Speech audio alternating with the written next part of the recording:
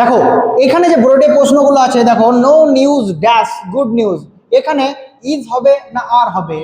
তারপরে দেখো the mother and child is না are going to the market, এসা as well as her sister is না are taking part in the school sports, each of the children has না have arrived.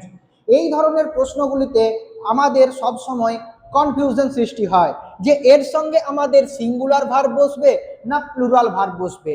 তাই এই সব ডাউটগুলোকে clear করতে হলে আজকের এই ক্লাসটা তোমাদের কিন্তু অত্যন্ত জরুরি। ঠিক আছে, তো চলো প্রথমের এক্সাম্পলটাকে দেখি আমরা। কি লেখা আছে? No news dash good news. এখানে দেখো নাউনটাকে, নিউজ একটা নাউন, নিউজ মানে কি জানি আমরা? খবর। আর তোমরা সবাই কমেন্টে বলবে তো নিউজের ফুল ফর্ম কি।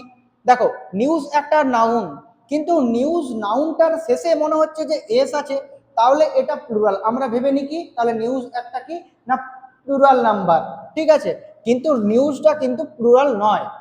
ঠিক আছে, এই রকম ধরনের কিছু তোমরা নাউন পাবে যে নাউনগুলোকে তোমাদের দেখতে লাগবে প্লুরালের মতো, কিন্তু ওইগুলো সেন্টেন্সে অ্যাক্ট করে কিসের মতো? সিঙ্গুলার। ঠিক আছে, যেমন নো নিউজ, তাহলে নো নিউজের সঙ্গে কোন হেল্পিং ভার্বটা বসবে? ইজ। অবভিয়াসলি কি বসবে? ইজ। ঠিক আছে, তাহলে যে সকল নাউনগুলি প্লুরালের মতো আচরণ করে কিন্তু এগুলি ব্যবহার হয় সিঙ্গুলার রূপে, সেই সকলগুলোর জন্য আমরা কি ভার্ব ইউজ করব? Singular verb. আর সিঙ্গুলার আর প্লুরাল ভার্ব কি এটা যদি বুঝতে হয় তাহলে দেখো বলে দিই। ইজ হলো একটা সিঙ্গুলার ভার্ব, এম হলো একটা সিঙ্গুলার ভার্ব, ওয়াজ হলো একটা সিঙ্গুলার ভার্ব, হ্যাজ হলো একটা সিঙ্গুলার ভার্ব। ঠিক আছে, এইগুলো হলো সিঙ্গুলার। আর প্লুরাল কোনগুলো? আর, ওয়্যার, হ্যাভ, এইগুলো।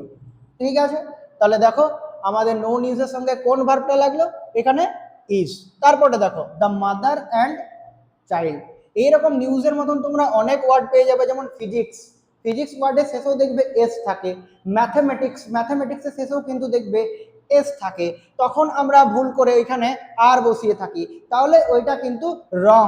ঠিক আছে, এই ধরনের প্রশ্ন কিন্তু আমাদের কম্পিটিটিভ এক্সামও এসে থাকে, তাই তোমাদের জন্য এটা কিন্তু খুবই গুরুত্বপূর্ণ। তারপরে দেখো দ্য মাদার অ্যান্ড চাইল্ড, এখানে দেখো মা আছে আর তার সাথে কি আছে? একটা চাইল্ড, মানে মা আছে এবং তার শিশু।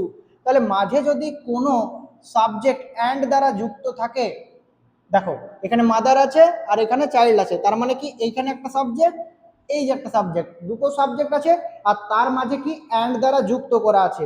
যখন আমাদের দুটো সাবজেক্টকে অ্যান্ড দ্বারা যুক্ত থাকবে তখন আমরা কি ভার্বের ব্যবহার করব?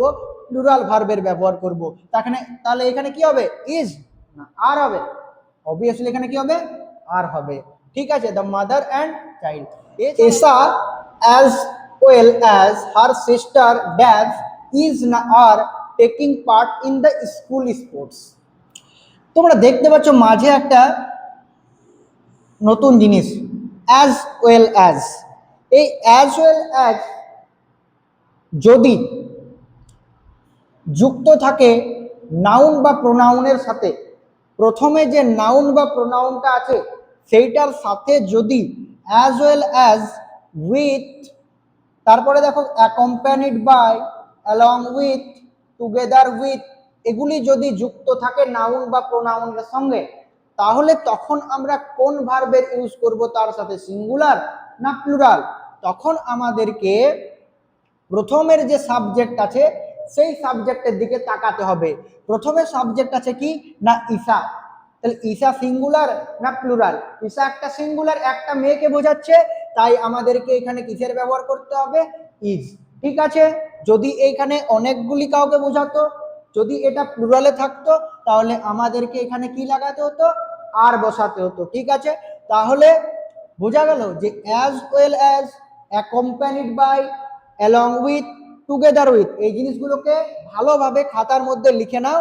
যদি এইগুলো একটা নাউন বা প্রোনাউনের সঙ্গে যখন যুক্ত থাকে তখন আমাদের প্রথম সাবজেক্টে যেটা থাকবে সেই অনুযায়ী আমাদের ভার্ব বসাতে হবে, সেটা সিঙ্গুলার না প্লুরাল দেখে পরে তুমি বুঝতে পারবে। এরপরে দেখো each of the children has না হ্যাভ অ্যারাইভড। যখন আমাদের